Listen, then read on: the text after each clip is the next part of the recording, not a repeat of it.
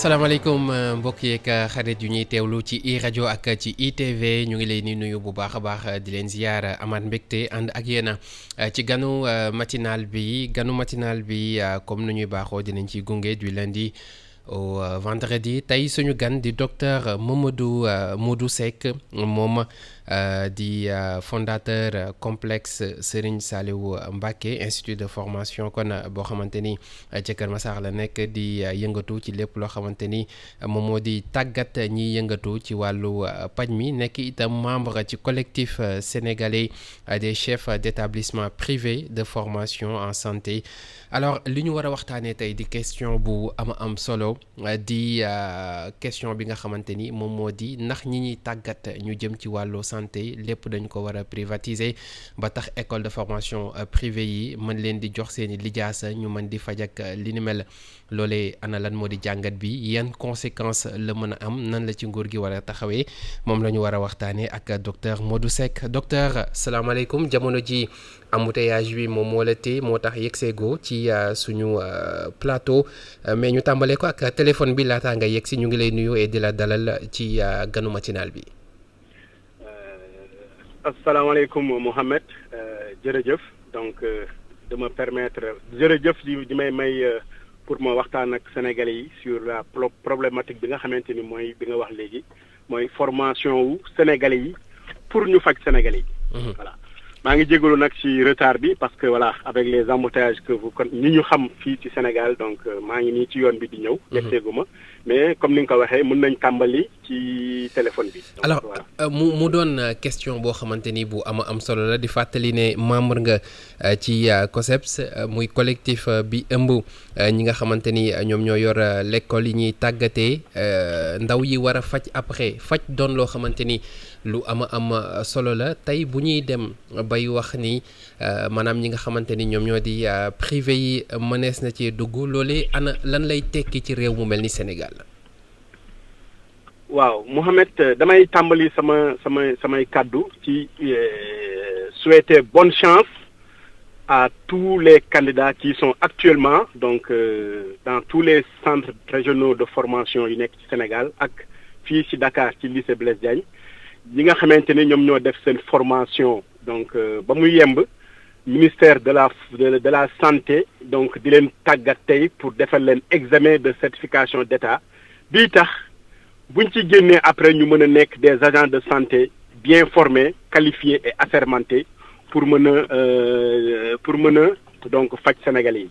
Voilà je voulais commencer avec ça donc souhaiter leen bonne chance. Actuellement ñu ngi sëgg ci copie yi donc di répondre ci questions yi nga xamante ni moom la leen experts au ministère de la formation et les experts du ministère de la santé jox. Pour mën a réussir examen bu am solo boobu di examen de certification d'État. Bonne chance à tous les candidats oui alors ñu ñëw ci question centrale bi mooy ana lan moo undu tey ñu bëgg a indi coppite googu noonu ci ñi tàggatee ñi nga xamante ni ñoom ñoo war a mën a nekk ci bërëbu fajukaay yi. waaw Mohamed loolu dañ koy question boobu dañ koy aborder ci plusieurs facettes. bi ci njëkk. plusieurs facettes première facette bi mooy dañoo toll fa nga xamante ni dañuy harmoniser donc la formation donc en Afrique avec l'organisation ouest-africaine de la santé muy OAS. OAS daal di génnee lu ñuy wax des curriculums de formation pour ñu mën a adapté wu ci le système LMD. donc loolu moo undu donc ñu bëgg a arrêter l'examen de certification d'État dem ci système bi nga xamante ni c'est des licences qui seront délivrées bañuñu loolu. mais on se dit que on doit le faire de manière responsable mooy. bu ñu tàggatee xale yi avec le système LMD applicable dans tout le système du Sénégal privé comme public. Il doit y avoir à la fin benn passoire benn seggukaay bu nga xamante ni. dañuy wóor ni ñi ñu tàggat ci école de formation privée yi comme dans le public parce que les universités également font la formation des agents de santé comme sage-femme assistant infirmier sage-femme et infirmier ci dans les écoles privées également dafa war a am à la fin de la formation donc après les 3 ans. Un examen de certification d'État buy wane ni ñi ñu doon formé ci école yëpp ci même programme bi nga xamante ni ñoom ñëpp ci la ñu waroon a tënku def nañ ko et ils ont les capacités de faire d'assurer le soin des Sénégalais. faj Sénégalais yi et pour cela c'est le ministère de tutelle le ministère qui est responsable de la santé dans ce pays moo war a organiser examen boobu. examen boo xamante ni de examen final de sortie. Jusqu'à présent noonu lay doxee n'est-ce pas. Jusqu'à présent noonu lay doxee. Oui. Mais actuellement il y a des lobbies donc qui sont en train de bouger un peu partout pour que léegi école privée yi ak université publique yi bu ñu la formé ba nga dem ba nga am ñetti at rek ñu bàyyi la nga nekk ci biir dëkk bi mais léegi fajkat nga. Bon je n'ai rien contre ça. Oui. Mais oui. Oui, allez-y. Je n'ai rien contre ça. Mais ni ñu ko doon defee depuis les indépendances ba léegi actuellement on a le système de soins bon je dirais pas le meilleur mais l'un des meilleurs systèmes de soins au niveau du Sénégal à travers ses ressources humaines. Voilà, le reste c'est des problèmes de plateau technique etc. Mais à travers les ressources humaines que nous avons au Sénégal on est vraiment parmi les meilleurs et loolu li ko waral mooy système de formation bi ak système d'évaluation bi nga xamante ni moom lañ defoon en place pour que ñooñu di génn di mën a gérer la santé des Sénégalais jusqu'à maintenant. Voilà. Alors, et je vois pas. Oui. Voilà. Alors, je vois pas les raisons qui font que ñu bëgg a jël rek li ñu defoon depuis 1960. sànni ko aux oubliettes daal ni léegi école de formation yi public comme privé bu ñu la formé pendant 3 ans am nga licence. mën nga génn dem faji. Justement moi je suis pas d'accord question boobu laa la bëggoon poser qu'est-ce qui peut l'expliquer lan moo war a mën a tax tey fi ñu yegg si saa si tembe nga xamante ni santé lu ñuy wax lu bëri la fii ci Sénégal ci ni nga xamante ne suñu établissement yi ak même si bu dee formation bi mu ngi fii yenn saa yi la qualité pardon day poser problème lan moo tax ñu ñëw ba yegg si fii bëgg indi coppite boobu noonu. waaw Mohamed gis nga ni fan at yee ci ginnaaw on a décrié donc un certain nombre de problèmes yi nga xam ne dafa am ci système de santé bi manque de vigilance ak manque de professionnalisme yenn agents de santé yi. ñu décrier ko bon ça existe dans tous les corps de métier am na ci chaque fois il y a des erreurs qui se font par des personnes bon je vais pas entrer dans ces détails là. Mais problème boobu du am ba pare ñu bëgg a jël affaire bi gën ko oyofalaat. gën a oyofal bi mooy suñu la école privée bi dalay former pendant 3 ans ne la am nga licence sans le contrôle du niveau supérieur sans le contrôle de l'État. Ce qui veut dire que ni école privée bi ci boppam moo lay jox lijaasa boppam moom. moo lay jox lijaasa boppam. bi ñuy tuddee licence. Très bien. Vous voyez alors que voilà on a vu que y a d'énormes difficultés le système de formation doit être beaucoup plus rigoureux le système de tri de ñi nga xam ne ñoo war a dem sur le terrain doit être beaucoup plus rigoureux c'est ce qui est en train d'être fait on a vu que les résultats sont catastrophiques mais certaines écoles qui se disent avoir une habilitation ou bien une accréditation veulent ne plus passer par ce système de sélection à la fin de la formation pour tout simplement fuir je ne sais pas quoi essayer de se retrouver dans un système où après à la fin de la formation ils vont avoir tous ceux qui ont suivi la formation avec la licence qui je dirais entre guillemets est-ce que c'est une licence professionnelle ou bien une licence académique ça c'est une question que je pose sur la place publique. Oui. Est-ce qu'ils sont capables de venir prendre en charge les populations à la fin de cette formation sans le regard du ministère de tutelle qui est le ministère de la Santé? C'est des questions que je me pose. Est-ce qu'on a le droit de libéraliser à 100% donc la formation de ces agents de santé? C'est des questions que je me pose. Voilà. Question yooyu noonu yow la ñu ko bëggoon poser mais ñu ñëwaat ba tey ci li nga wax léegi muy yenn écoles yi nga xamante ni xëy na bëgguñu trop loolu noonu qu'est-ce qui l'explique est-ce que qualité formation bi ñuy defal ndaw ñi dañ ci wóoluwul seen bopp mais leneen li nga xamante ni également dal na yeneen école privée yi mooy que ni état bi ci boppam reconnaître uñ leen. Voilà point boobu aussi il faut mu leer ci bopp là c'est une question qui s'adresse vraiment à la population. C'est une question donc un message qui s'adresse à la population. Parce que depuis un certain temps il y a des écoles qui sortent pour dire que les écoles qui sont au Sénégal ne sont pas reconnues, ne sont pas autorisées. Ok. Comment est-ce que un État sérieux organise un examen pour choisir ses agents de santé puissent accepter des écoles, les élèves venant de ces écoles dont on dit qu'ils ne sont pas autorisés. C'est un non-sens. Toutes les écoles qui présentent des candidats à l'examen de certification d'État ont reçu l'autorisation du ministère de la formation professionnelle et ont été supervisées ou bien encadrées par le ministère de la Santé. C'est après cela que ces écoles sont acceptées de venir faire l'examen de certification d'État. Ok, il y a des écoles maintenant il y a la problématique de la catastrophe, des résultats qui sont catastrophes. Ci wolof, s'il vous plaît. Ci wolof. Oui, excusez-moi. Les résultats sont catastrophes. Oui. Et certaines écoles veulent fuir donc ces résultats catastrophes pour jaar ci proxndol boobu pour présenter des étudiants au niveau du système de santé du Sénégal sans pour autant vouloir passer par l'examen de certification d'État. Moi, c'est lolo là ni. Moi, je ne serai jamais d'accord à cela et je mets les autorités de ce pays donc devant leurs responsabilités. Si jamais ils acceptent, bu ñu accepter ne école privée yi léegi voilà fu leen neexee après 3 ans ngeen joxe licence ñooñu def licence mën nañu génn faj Sénégalais yi. Je pense que on va vers la catastrophe. Quels sont les risques tey bu ñu demoon ba egg foofu noonu yan mooy risques yi nga xamante ni moom moo ci mën a fekk askan wi parce que ñun ñëpp xam nañ ni bu dee am nañu ci loru ñoom lay doon. Mais askan wi ça commence par moi ça commence par vous Mohamed. Oui. Ça commence par nos parents. Ok. Moi j'ai une école de formation. Je serai à l'aise de dire ok après la formation am ngeen seen diplôme dem leen mais. Étant un agent de santé assermenté et mettant à chaque fois dans tous les gestes que je fais, dans tous les actes que je pose, l'intérêt général des Sénégalais, je me dis que, ok, on autorise des écoles privées de formation, mais il faut qu'il y ait le regard du niveau supérieur, qui est l'État du Sénégal, représenté dans ce cas d'espèce par le ministère de la Santé. Okay?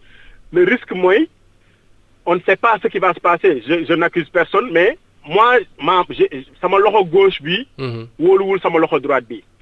Il va arriver un moment où on sait comment ça se passe au Sénégal. Contrôle yi, c'est pas toujours très efficace. On pourrait risquer donc que des diplômes donc obtenus de manière nébuleuse puissent se retrouver sur le marché sénégalais. Voilà. Moi, c'est le risque que l'on court. Et si vraiment ces écoles-là ont confiance en la qualité de formation, lan moo tax ñu ragal seen étudiants dem compétir avec tous les autres Sénégalais. Dañ dem compétir. Donc le ministère de la Santé n'a aucun intérêt à ce que bu ñu ni demee examen kenn du jàll. Mais qualité de la formation bi dafa des. benn li des na ci quelque part mais aussi étudiants yi jàngatuñu comme ni ñu daan jàngee. comme ni ñu waroon jàngee lu waral loolu. Mais Mohamed, oui. Je le dis tout le temps dans mon école, étudiants, bon, l'école fait tout ce qu'il a à faire. Il fait tout pour investir sur des enseignants. Il met en place un système de formation de qualité. Mais qu'est-ce qui se passe? Élèves légui, ils sont tout le temps sur leur téléphone. Ils attendent qu'on proclame la date des examens pour nous forcer les nigi. Et la santé, c'est du sérieux. La santé, on peut se tromper donc en faisant du pain, on peut se tromper en faisant donc en cousant un boubou. On va juste aller acheter un autre tissu et venir. Mais si on se trompe sur un acte de soin, si on se trompe sur la santé, on sait là où ça va mener le patient. C'est trop sérieux pour nous dire à la légère. C'est trop sérieux pour nous dire à la légère. C'est trop sérieux pour nous dire à la légère. Et depuis presque plusieurs mois, j'en parle un peu partout. maa ngi koy wax ci plateau yi nga xamante ni ñu ngi ciy discuter au niveau du COSEPS. J'en ai parlé au niveau du ministère de la Santé. J'en ai parlé au niveau du ministère de la formation professionnelle. Mais voilà, il faut que vraiment population yi xam li leen gëté. Demal ci benn école bu ni dalay jox licence parce que il te miroite dalay wan ne la OK sama licence bi soko amé après mën nga dem bitim réew faji fofu. Ça c'est pas vrai, c'est faux. Ah oui, hein? C'est faux. Reconnaître un diplôme yoy non. non on peut reconnaître le diplôme. oui. ok mais Mohamed xam nañ li xew bitim réew. soo jugee Afrique dem foofu ne agent de santé nga aide-soignant lañ lay def même si tu es infirmier d'État le temps ñuy am si yow confiance boobu. xam nga.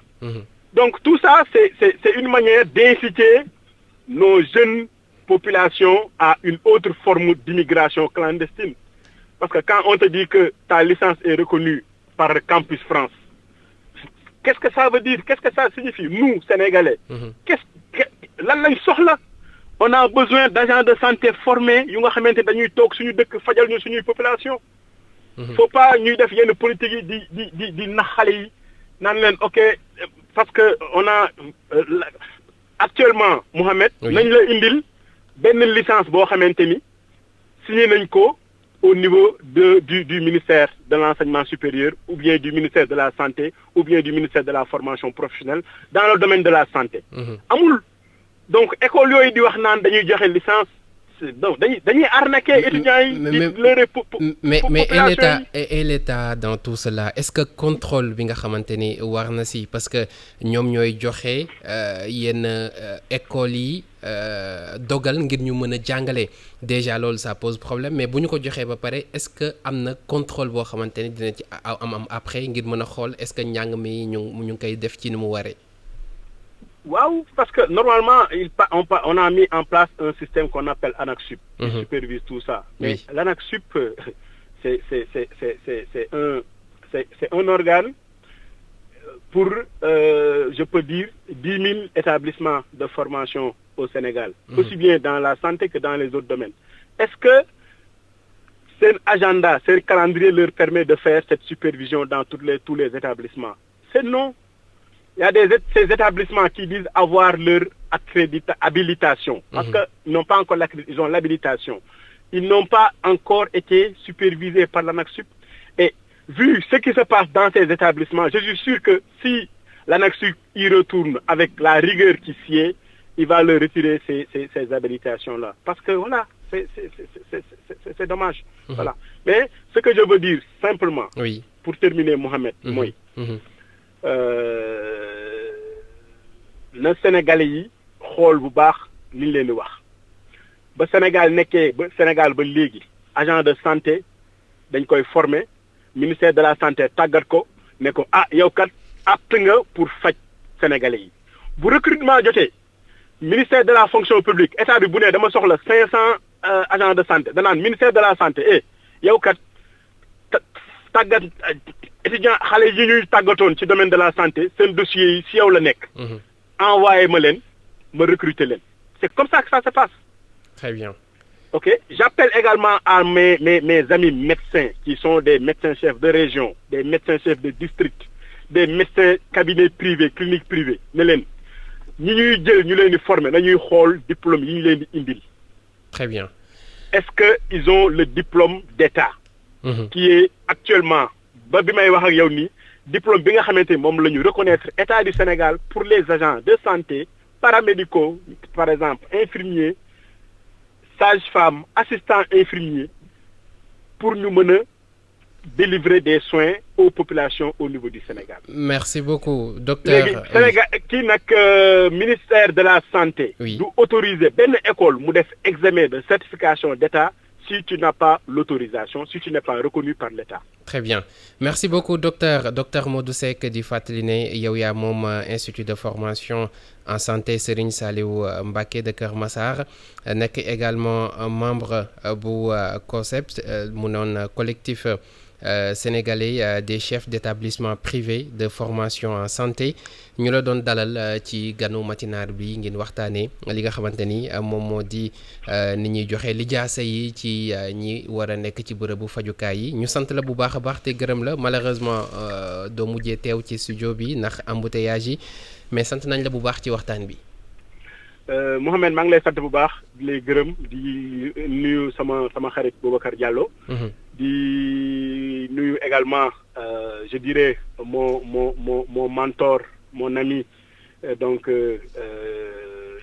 le professeur Thiam donc Mbaye Thiam baax oui ci message yi muy délivré sénégalais yi. donc tous les lundis et tous les vendredis. merci beaucoup merci docteur merci docteur.